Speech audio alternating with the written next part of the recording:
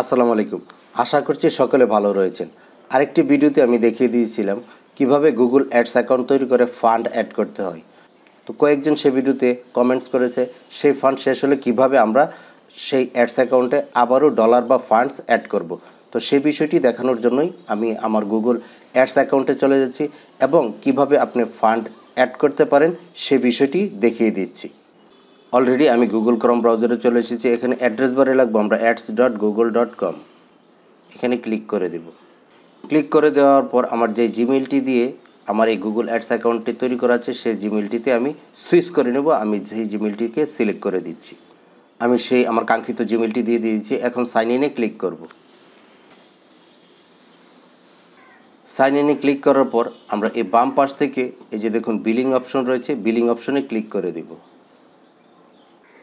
এখানে দেখুন আমার অ্যাভেলেবেল ফান্ডস রয়েছে $5.71। আমি অ্যাড ফান্ডসে ক্লিক করে দেব। এই যে দেখুন আমার এই ভিসা ডুয়েল কারেন্সি কার্ডটি যুক্ত রয়েছে। এখন যদি আমি কন্টিনিউ করি এখানে আমার $10 যুক্ত হয়ে যাবে আমার কার্ড থেকে।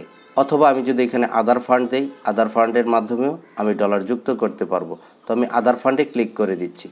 ক্লিক করে দেওয়ার পর আমি এখান থেকে কত ডলার আসলে যোগ করতে চাই সে বিষয়টি আমাকে এখানে দিয়ে দিতে হবে।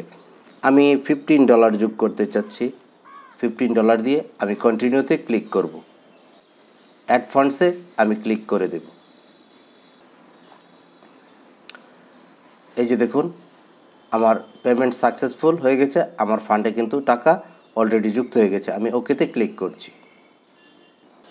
এই যে দেখুন লাস্ট পেমেন্ট $15 এখানে কিন্তু চলে এসেছে। তো এভাবে আপনি আপনার অ্যাকাউন্টের মধ্যে ফান্ড আপনার প্রয়োজন অনুযায়ী অ্যাড করে নিতে পারবেন।